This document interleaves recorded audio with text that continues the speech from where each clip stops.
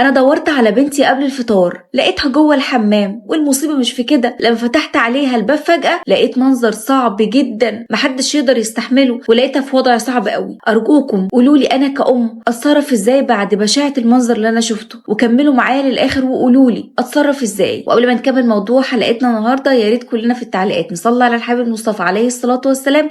ولو بتشوفوني على الفيسبوك ما تنسوش تعملوا لايك وشير كتير، ولو على اليوتيوب ما تنسوش تفعلوا الجرس وتشتركوا تحت في القناة عشان يوصلكم كل فيديوهاتي. مبدئيا كده انا واحدة عندي 40 سنة ومتجوزة بقالي 18 سنة، وعندي بنتي الكبيرة 17 سنة وابني الأصغر منها عنده 12 سنة. أنا متجوزة قريبي ابن عمي، واحنا اصلا ناس ملتزمين جدا. جوزي شغال في الاوقاف، وكمان ساعات بامام مسجد بيقوم الناس في الصلاه والكلام من ده. احنا بيتنا ملتزم، عارفين ربنا، ما بنفوتش الفرض بتاع ربنا. وانا كمان ست منتقبه وملتزمه في لبسي وملتزمه في اخلاقي الحمد لله، وبسعى على قد ما بقدر ان انا ارضي ربنا في كل حياتي. وعلمت ولادي على ده كمان، وعلمتهم الصلاه وطاعه ربنا انا وابوهم. وبيتنا ملتزم بس من غير تشدد، ومن غير مش بيت مش بيت صعب يعني وفيه التزام شديد قوي وتشدد ونفور من الدين ولا الكلام ده، بالعكس خالص.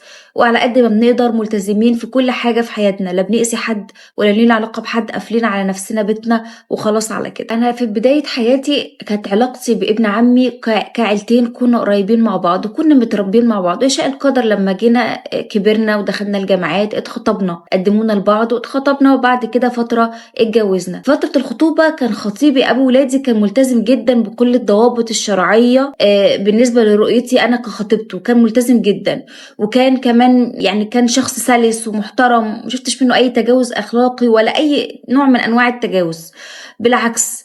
وهو كمان اللي أقنعني بالود كده وبلبس النقاب، لحد ما فعلا اقتنعت ولبسها عن اقتناع جدا. ولبست النقاب قبل ما نتجوز، ولحد ما اتجوزت لحد النهارده وبكره انا منتقبه، وبحاول اربي ولادي على التقوى والصلاح، وان انا على واحده بواحده لحد ما اقنعتهم بالصلاه وبقى مواظبين على الصلاه. طبعا لما خلفت ولادي الاثنين والمصاريف تزيد والاولويات والحاجات دي، جوزي فتح سوبر ماركت لجنب شغله في الحكومه، وانا اللي كنت ماسكه تربيه الولاد وتربيه واداره البيت، وانا كنت ماسكه جانب كبير، وهو الله يعينه في شغله طول الوقت. وانا كنت متوليه كل حاجه، وحياتي انا وجوزي كانت مستقره جدا وكويسه جدا. يعني بعض الاستثناءات البسيطه قوي اللي بتحصل بين اي اتنين وخلافات بين اي اتنين، الا عادي الامور عادي تتيسر وبنحلها حاجات، لكن الامور العاديه والعائليه في البيت الحمد لله مستقره جدا. وكنت مركزه مع بنتي اكتر من اي حاجه علشان هي كبيره، حفظتها قران، وحتى اول ما دخلت الابتدائي حجبتها على طول، وعلمتها الصدق والامانه، تقرا قرآن وحفظتها والفروض، كل حاجة قدمتها لها علشان هي البنت الوحيدة الكبيرة اللي عندي، وكنت بخاف عليها شوية، وبنت ولها تربية خاصة ولازم أبقى جنبها ولازم أبقى مراقباها وفي رقابة عليها كل الأمور دي. إنما بقول لكم إيه بقى، بنتي طول المشوار ده كانت دايما مغلباني وتعباني، وكل حاجة بتعملها كانت بصعوبة، وكانت بعد مشادات وإقناع. مش عايز تحفظ قرآن بسهولة وبشكل لين، لبسها الحجاب كان نفس القصة. كل حاجة بتعاندني وبتكبر فيها، كانت متعبة جدا جدا في تربيتها. كل ده لما دخلت الإعدادي ابتدى الكلام يوصل معاها لكده. المصيبة السوداء لما دخلت الثانوي ابتدت بقى تتمرد أكتر وأكتر، لدرجة إن هي جت قالت لي ماما أنا قررت أقلع الحجاب، أنا مش مقتنعة بيه، أنا عايزة أبقى مش محجبة. وطبعا ده كان قرار صدمة بالنسبة لي. لا الحجاب، أنت عارفة يعني إيه قلع الحجاب؟ طب سيبك من ده كله، أنت عارفة أبوكي لو سمع إنك بتفكري مش إنك قلعتي الحجاب هيعمل فيكي إيه؟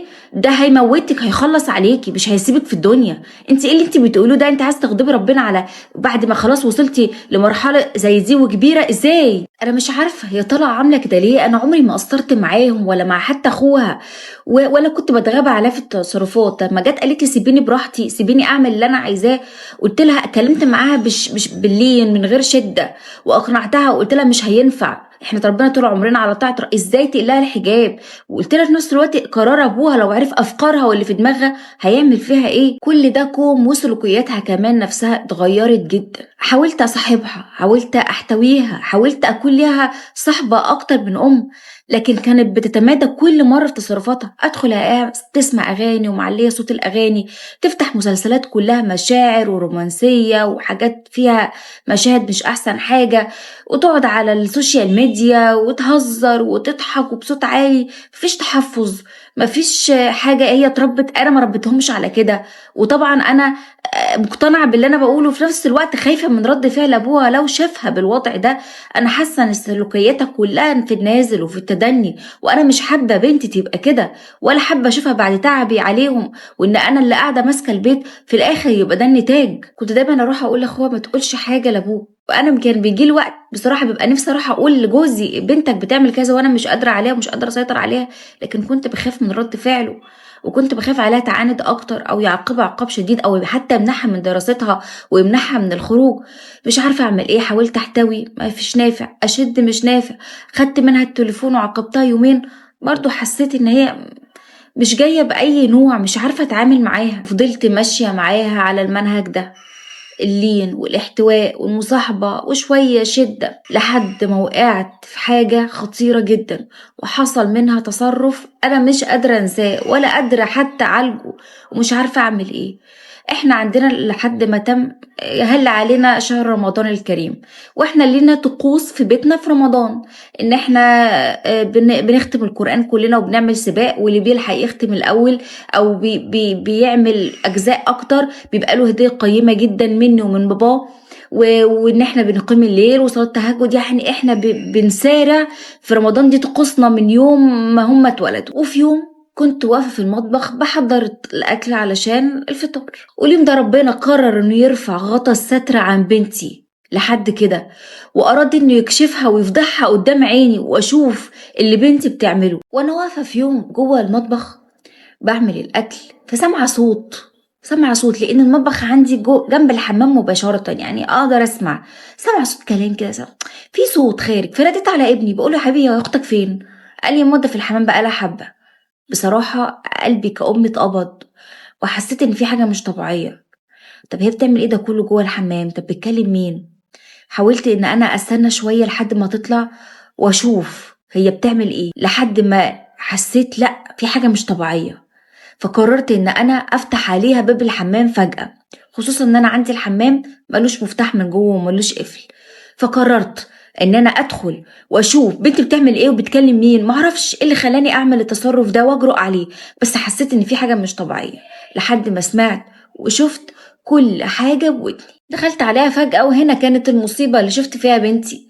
لقيت بنتي قاعدة بلبس البيت، لبس كله مفتوح ولبس مبين جسمها، وكمان كشفة شعرها. والأسوأ من ده كله إن هي فاتحة لايف على التيك توك وبتاكل، وعاملة مسابقة الأكل، واللي هو أنا مفيش حد هممني، وبتاكل في نهار رمضان بتاع ربنا ده. يعني كشفة نفسها وفاتحة نفسها وكمان بتاكل، يعني معصية وفضيحة وكبيرة من الكبائر. عادي وجهر بيها بطريقة مش طبيعية. أنا فضلت مبلمة زي ما تقولوا، أنا وقعت في حالة نفسية صدمة. بنتي بتعمل كده. طبعا اول ما دخلت عليها ارتبكت وخافت وراحت مقفله التليفون ومخبيه ورا ظهرها والكلام ده. قعدت طبعا قلت لها هاتيلي التليفون ده، هاتيلي انت بتعملي ايه. ولما فتحته لقيت مصايب اكتر واكتر، ولقيتها عامله حساب على التيك توك وكل شويه بتفتح لايفات وبلاوي ورقص واغاني ومعريه نفسها، وافتح والاقي صور واغاني وتنطيط زي البنات اللي بنشوفها بنقول عليهم استغفر الله العظيم يا رب. بنتي بقت واحده منهم. تخيلوا بعد ما فنيت حياتي عليهم وعلى ان انا ربيتهم على الدين والادب والاخلاق، تطلع بالمنظر ده، ولا اكنها سمعت في يوم كلمه من كلام ربنا ولا كلمه من كلامي ونصيحتي ليها. انا بقيتش عارفه اعمل ايه، والاقي صور وشتات بينها وبين ولاد. كل ما افتح وادور الاقي بلوى ومصيبه اكبر من اللي قبلها.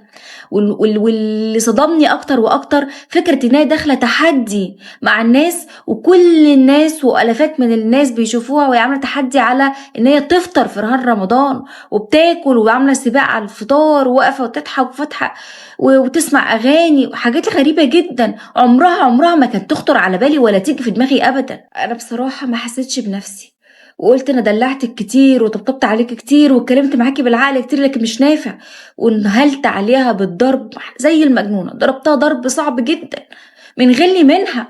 ما توقعتش انها تعمل في نفسها كده، مش فيا بس. هي قاعدة تتأسف لي وتقولي خلاص يا ماما معلش دي كانت لعبة، معلش ما كانش قصدي، ما كانش قصدي أي حاجة وحشة، وتتأسف. قلت لها مش قصدك أي حاجة وحشة إيه؟ طب أنا وأبوكي مش شايفينك وبتعملي ده مقتنعة إن هو في السر. أنت مش متخيلة إن ربنا شايفك؟ ربنا هو اللي هيحاسبك لو خايفة مننا وداخلة الحمام تعملي ده، وعلى أساس إن إحنا مش شايفينك. مش خايفة من ربنا انك بتفطري، انك بتعملي المصايب دي كلها؟ مش خايفه منه؟ انا من ساعه ما شفت المنظر ما خبيش عليكم حاسه اني بموت وروحي بتنسحب مني، وحاسه ان بنتي خلاص ضاعت، بنتي بتضيع. طب اروح اقول لابوها؟ انا مش ضامنه رد فعله، ولا هيعديها سلام، ولا هيعمل ايه. ده ممكن كمان يعني يمسكها يموتها، ممكن يحرمها من دراستها ويقعدها. طب مستقبلها هيضيع. قولولي اعمل ايه انا كأم؟ اتصرف معاها ازاي؟ بنتي بتضيع مني، واخلاق وسلوكيات وتصرفات بشعه بشعه. ما فيش اي حتى بيت مش متربي على الالتزام وحياتهم منفتحه ما بيعملوش التصرفات دي، ما بيعملوهاش، ومن ورا اهليهم وقلع وفطار. تصرفات صعبه جدا، وتكلم شباب كمان. انا خايفه كمان من جوزي انه يتهمني انا بالتقصير، وممكن يطلقني فيها. يقول لي انت لو وصلت بنتك لكده انت كنت فين يا هانم؟ كنت فين وبنتك بتبوظ اخلاقها بتبوظ واخلاقها بتبوظ بالشكل ده؟ كنت فين؟ يبقى انت كنت مقصره، يبقى انت كنتش ملتزمه، يبقى انت سبتيها ما كنتش مركزه معاها. وهيتهمني انا، وممكن يطلقني فيها، وبنتي هتخرب البيت ده كله. انا مش عارفه بنتي عملت في نفسها وفيا كده ليه. قولولي وعرفوني، هو انا فعلا غلط ان انا كنت بسيبها وبديها مساحه شويه لنفسها علشان ما اخنقهاش واجبرها واحسسها ان الاجبار هو اللي ممكن يخليها تعمل تصرفات؟ قولولي انا قصرت في ايه؟ بنتي كسرتني قوي، وانا خايفه منها، وفي نفس الوقت انا خايفه عليها. خايفه الافكار تزيد اكتر وتدخل في طرق اوحش واصعب. خايفه من دماغها وشيطانها اللي راكبها دي، وخايفه من نفسها الضعيفه طول الوقت اللي بتخليها تمشي في اتجاهات كلها غلط في غلط. قولولي اعمل معاها ايه؟ انا من ساعتها وهي محبوسه جوه اوضتها، وخدت منها التليفون، وقاعده منهاره طول الوقت، وخايفه ابوها يحس بس باللي بيحصل ده. مش عارفه انا غلط اصلا ان انا اخبي عليه، ولا اعمل ايه معاها؟ مش عارفه. واحنا مش محتاجين فلوس، احنا الحمد لله وضعنا كويس ومتيسرين، مش محتاجين لا لايفات ولا الحاجات اللي هي ممكن تفكر مثلا انها تاخد منها فلوس. مفيش الكلام ده خالص. حتى لما ابوها بيسأل عليها هي قافله على نفسها الاوضه ليه، اقول له معلش عندها العذر اللي بيجي للبنات كل شهر ده. فاقتنع بالكلام. هقول له ايه؟ بداري عليها لحد اخر لحظه. مش عارفه اعمل ايه ولا اتصرف ازاي. بتفطر لوحدها في الاوضه، بتتسحر لوحدها في الاوضه، ومتخرجش من الاوضه خالص غير على الحمام. وقال ايه؟ زعلانه مني ان انا بعاقبها وان انا واخده منها التليفون. قولولي بالله عليكم إيه التصرف الصح اللي اتصرفوا معاها، علشان انا مش عايزه افقد بنتي، ومش عايزه تكرهني، ومش عايزه الثقه ترجع تفقدها ما بيني وبينها، وعايزه بنتي ترجع ليا تاني واحتويها، مش عايزاها تنفر مني، ومش عايزه اعمل تصرف يبعدها عني اكتر واكتر.